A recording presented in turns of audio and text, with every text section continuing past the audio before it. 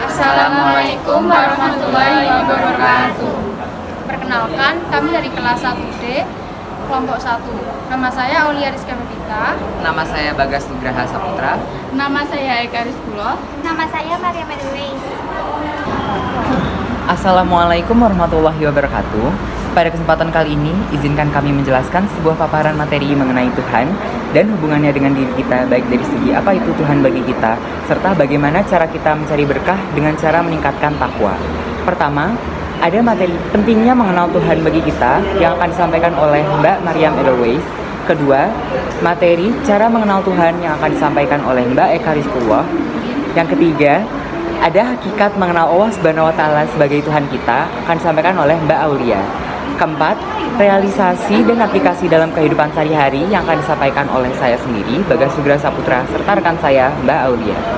Baik, saya rasa cukup untuk pembukaan serta perkenalannya. Silakan dilanjutkan oleh Mbak Mariam Edelweiss. Yang pertama, pentingnya mengenal Tuhan. Dalam Al-Quran, kata Tuhan dipakai untuk sebutan Tuhan selain Allah. Namun, kata Allah hanya bisa digunakan untuk Tuhan yang Maha Esa. Mengenal Tuhan juga disebut dengan ma'rifatullah, yang berasal dari kata a'rafa ya'rifu, yang berarti mengenal. Ma'rifatullah dianggap sebagai ilmu agama tertinggi yang harus dipatuhi oleh seluruh umat muslim dan umat manusia. Hal ini tertera dalam surat Al-An'am ayat 112 yang memiliki arti, dan apakah orang yang sudah mati kemudian dia kami hidupkan dan kami berikan kepadanya cahaya yang terang, yang dengan cahaya itu dia dapat berjalan di tengah-tengah masyarakat manusia, serupa dengan orang yang keadaannya berada dalam keadaan gelap gulita yang sekali-kali tidak dapat keluar daripadanya. Demikianlah kami jadikan orang yang kafir itu memandang baik apa yang telah mereka kerjakan. Berikutnya mengenai keesaan Allah Subhanahu wa Ta'ala. Keesaan Allah Subhanahu wa Ta'ala dapat dibuktikan dengan 3 bagian pokok, yaitu kenyataan wujud yang tampak, rasa yang terdapat dalam jiwa manusia, dan dalil-dalil logika. Hal ini dibuktikan oleh surah At-Toha ayat 14 yang memiliki arti, sesungguhnya aku ini adalah Allah, tidak ada Tuhan yang hak selain aku, maka sembahlah aku dan dirikanlah sholat untuk mengingat aku. Quran surat At-Toha ayat 14. Dia juga dalam Al-Quran yang bertanya, artinya, apakah kamu mengetahui ada seseorang yang sama dengan dia yang patut disembah? Dan hal ini juga dibuktikan pada surat Al-A'raf ayat 172. Artinya, dan ingatlah ketika Tuhanmu mengeluarkan keturunan anak-anak Adam dari sulbi mereka, dan Allah mengambil kesaksian terhadap jiwa-jiwa mereka. Seraya berfirman, bukankah aku ini Tuhanmu? Mereka menjawab, betul, engkau Tuhan kami menjadi saksi. Kami lakukan yang demikian itu agar pada hari kiamat kamu tidak mengatakan, sesungguhnya kami Bani Adam adalah orang-orang yang lengah terhadap keesaan Tuhan. Quran surat Al-A'raf ayat 172. Selanjutnya mengenal Allah melalui aspek-aspek kehidupan. Yang pertama melalui alam. Yang pertama, fenomena terbentuknya alam sekitar. Untuk fenomena terjadinya alam, Allah Subhanahu wa Ta'ala telah jelas menurunkan firman-Nya di dalam surat At-Tur ayat 35 yang memiliki arti, apakah mereka diciptakan tanpa sesuatu pun, ataukah mereka yang menciptakan diri mereka sendiri? Yang kedua, fenomena kehendak Allah Subhanahu wa Ta'ala. Untuk membuktikan kuasanya Allah Subhanahu wa Ta'ala terhadap apa yang telah terjadi di seluruh dunia ini, kita bisa membaca Quran surat Al-Mulk ayat 3 yang memiliki arti, yang telah menciptakan 7 langit berlapis-lapis. Kamu sekali-kali tidak melihat pada ciptaan Tuhan yang Maha Pemurah sesuatu yang tidak seimbang, maka lihatlah berulang-ulang, adakah kamu lihat sesuatu yang tidak seimbang?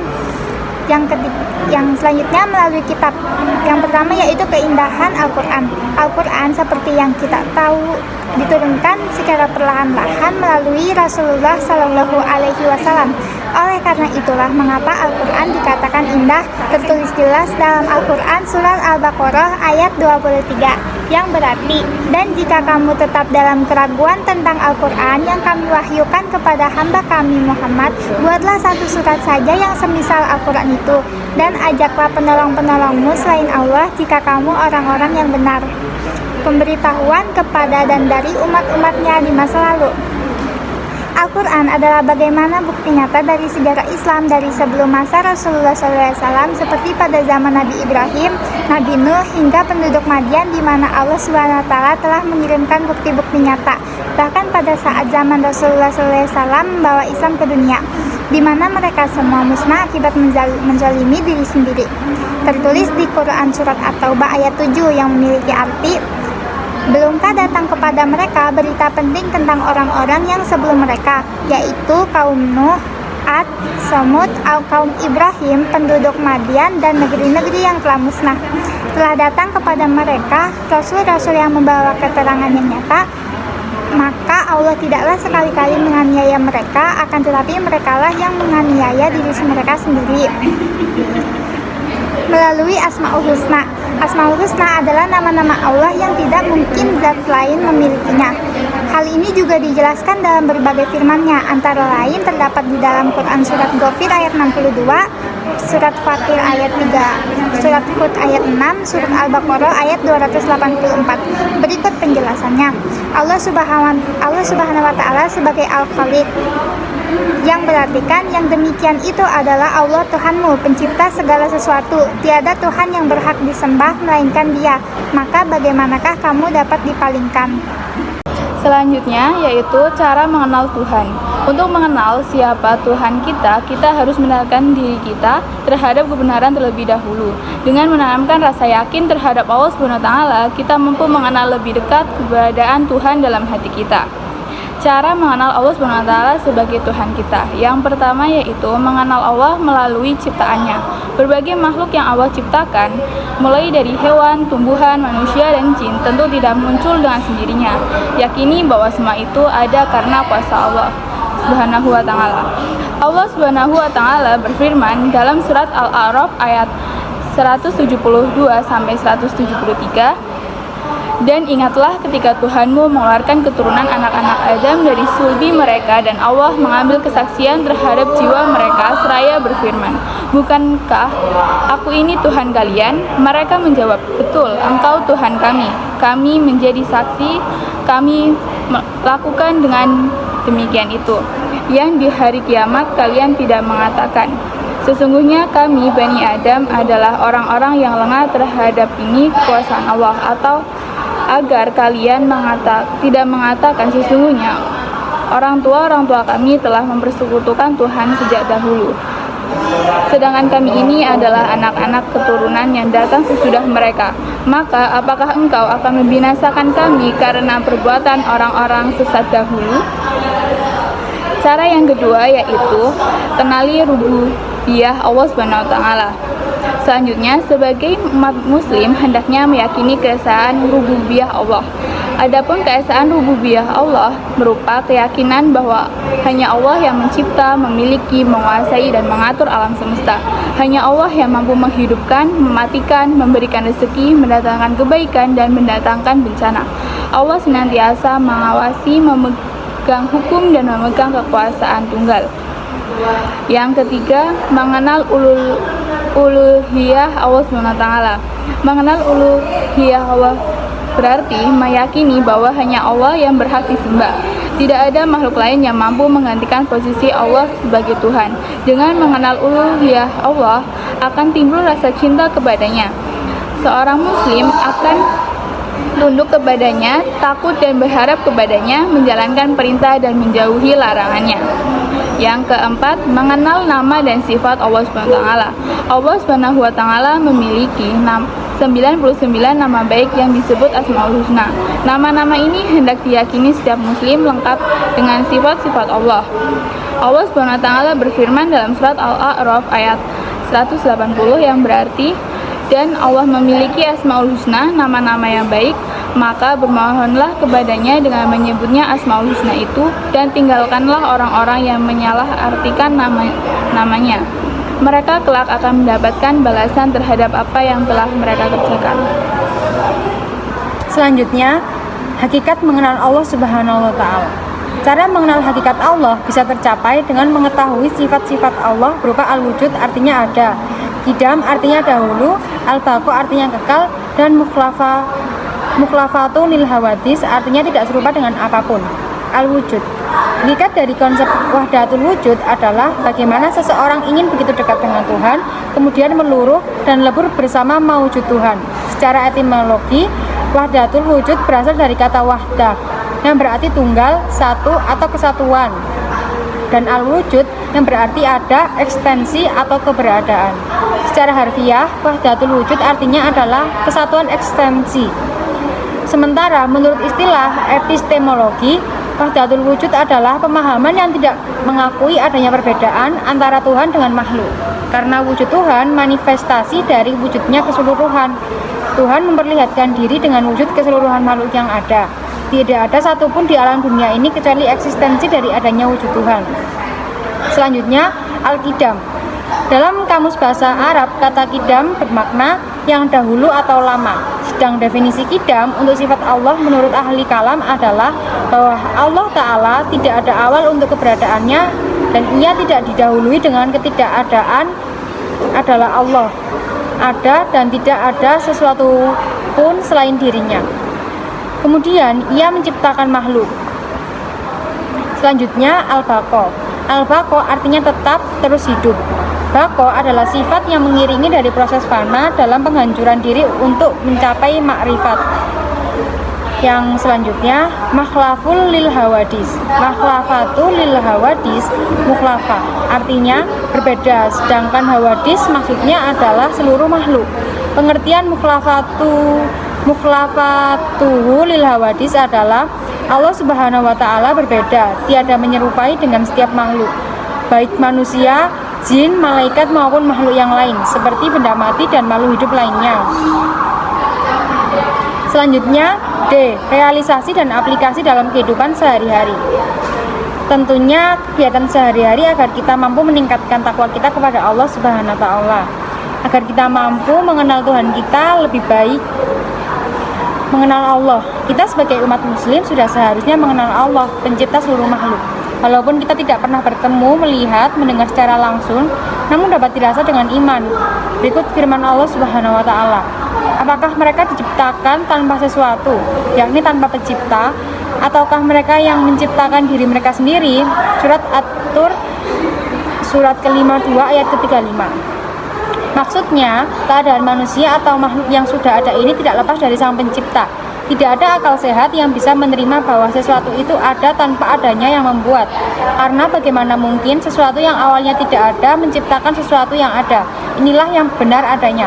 Allah Azza wa Jalla yang telah menciptakan mereka, dialah Sang Pencipta, penguasa, tidak ada satupun sekutu baginya.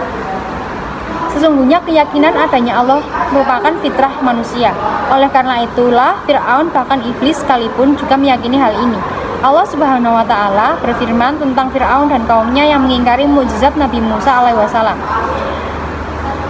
Bunyinya, dan mereka Fir'aun dan kaumnya mengingkari karena kezaliman dan kesombongan mereka, padahal hati mereka meyakini kebenarannya. Maka perintahkanlah betapa kesudahan orang-orang yang berbuat kebinasaan. Surat An-An'am surat ke-27 ayat ke-14. K. Menjalankan perintah Allah. Mengenal Allah dengan menjalankan perintahnya. Begitu banyak perintah Allah yang dapat kita jalani. Dengan itu kita dapat meningkatkan kualitas iman dalam kehidupan yang dihadapi. Salah satu perintah Allah yang wajib dilakukan ialah sholat. Allah berfirman, dan dirikanlah sholat dan tunaikanlah zakat, dan apa-apa yang kamu usahakan dari kebaikan bagi dirimu, tentu kamu akan mendapat pahala pada sisi Allah. Sesungguhnya Allah Maha melihat apa-apa yang kamu kerjakan. Seperti halnya dalam rukun Islam selain sholat, kita juga wajib zakat, puasa, Ramadan, dan naik haji bagi yang mampu. Serta kita pun mendapat menjalankan perintah sunnah lainnya seperti sholat tarawih, sholat rawatib, puasa sunnah Senin Kamis, dan lain-lain. I. Menjauhi larangan Allah. Di samping menjalankan perintah Allah, kita juga berusaha untuk menghindari larangan, di mana larangan-larangan itu sendiri yang dapat menjauhkan diri dalam keburukan, seperti berduaan dengan lawan jenis atau pacaran, dan dapat mengantarkan perzinaan. Pada zaman akhir ini terlihat biasa karena pergaulan remaja yang salah dan memantau orang tua sekitar yang kurang peduli. Seperti halnya firman Allah Subhanahu wa taala, dan janganlah kamu mendekati zina. Zina itu sungguh sesuatu perbuatan keji dan jalan yang buruk. Al-Isra surat ke-17 ayat ke-32. M. Memperbaiki diri menjadi lebih baik. Allah Maha Pemaaf dan selalu terima amal baik hambanya sampai hari kiamat nanti. Hari di mana amal perbuatannya ditutup. Allah berfirman, sesungguhnya Allah benar-benar Maha Pemaaf lagi Maha Pengampun. Al-Hajj surat ke-22 ayat ke-60. Dengan itu kita dapat memperbaiki diri jauh lebih baik lagi dari sebelumnya dengan benar-benar menjalankan perintahnya dan menjauhi larangannya. Selanjutnya, meluangkan waktu untuk hidup lebih bermanfaat. Jadikanlah amal kebaikan sebagai prioritas utama dalam kehidupan. Dengan itu hidup akan lebih bermanfaat dan bermakna. Allah akan membantu segala urusan yang dihadapi sesulit apapun. Yakin dan percayalah karena Allah bersama kita. Allah berfirman dalam surat Al-Hadid ayat 4, dan Dia bersama kamu di mana saja kamu berada. Dalam kehidupan di zaman ini, banyak yang terlena dalam menggunakan waktu. Solusi utama yang diambil ialah dengan hidup di pondok pesantren, yang segala sesuatunya diatur dengan baik untuk menjadikan hidup lebih bermanfaat, mulai dari bangun tidur, dalam segi ibadah sholat, dan membaca Al-Quran, serta lain sebagainya. Selanjutnya, mengingat Allah di setiap langkah. Berzikirlah dalam keadaan apapun, karena zikir tidak ditempatkan dalam waktu khusus. Zikir diucapkan dalam lisan dan hati. Dengan itu, kita akan selalu mengingat Allah secara konsisten. Dan dari situ pula kita dapat istiqomah, yang tadi saya bilang konsisten. Dan kita akan terus melakukan amalan-amalan atau kebaikan yang sesuai perintah Allah Subhanahu wa taala. Allah berfirman dalam surat Ar-Ra'd ayat 28, yaitu orang-orang yang beriman dan hati mereka aman tentram dengan zikir pada Allah. Ingatlah, dengan zikir pada Allah tersebut, maka hati pun akan merasa aman serta tentram. P. Berbagi dengan mengingatkan kawan. Sebagai seorang muslim dan makhluk sosial, sudah sepatutnya kita mengingat dan membawa orang lain dalam kebaikan. Kebaikan bukan hanya untuk diri sendiri, melainkan seperti halnya kita semua diciptakan oleh Allah untuk selalu berbuat kebaikan dan saling mengingatkan satu sama lain untuk selalu berbuat baik dan meninggalkan kejelekan. Karena pada hakikatnya manusia adalah tempat salah dan lupa. Allah berfirman dalam surat Al-Imran ayat 110, kamu adalah umat terbaik yang dilahirkan untuk manusia, menyuruh kepada yang ma'ruf dan mencegah dari yang munkar, dan beriman kepada Allah. Q. Kebahagiaan dalam hidup. Dalam sebuah hadis yang sahih juga seorang sahabat bertanya kepada Rasulullah, apa itu bahagia dan bagaimana hidup bahagia? Rasulullah menjawab, ikrarkan dengan pikiran kalian, ucapkan dengan lisan dan yakini dengan kalimat La ilaha illallah, tiada Tuhan selain Allah. Tuhanku ada bernama Allah dan istiqomahlah. Apa yang halal nikmati dan apa yang haram maka tinggalkan. R. Hakikat kehidupan. Hidup ini hanyalah sebagai jembatan atau bekal di akhirat kelak. Tidak ada kebahagiaan yang kekal di dalamnya. Pada akhirnya, kematianlah yang akan dihadapi dan pertanggungjawaban di hadapan Allah atas apa yang dilakukan selama dunia dalam waktu sekejap mata. Allah berfirman pada surat Al-Hadid ayat 20, ketahuilah bahwa sesungguhnya kehidupan di dunia ini hanyalah permainan dan sesuatu yang dapat melalaikan. Perhiasan dan bermegah-megah antara kamu serta berbangga-banggalah tentang banyaknya harta dan anak, seperti hujan yang tanam-tanamannya mengagumkan para petani. Kemudian tanaman tersebut menjadi kering dan kamu lihat warnanya kuning, kemudian menjadi hancur. Dan di akhirat nanti kelak ada azab yang keras dan ampunan dari Allah serta keridhoannya. Dan kehidupan dunia ini tidak lain hanyalah kesenangan yang menipu. Baik, terima kasih atas waktu yang diberikan. Apabila terdapat pertanyaan yang ingin ditanyakan, dipersilakan. Apabila memungkinkan, maka akan dilaksanakan diskusi agar kami semua mampu mencari jawaban yang sebenarnya. Terima kasih kami ucapkan. Wassalamualaikum warahmatullahi wabarakatuh.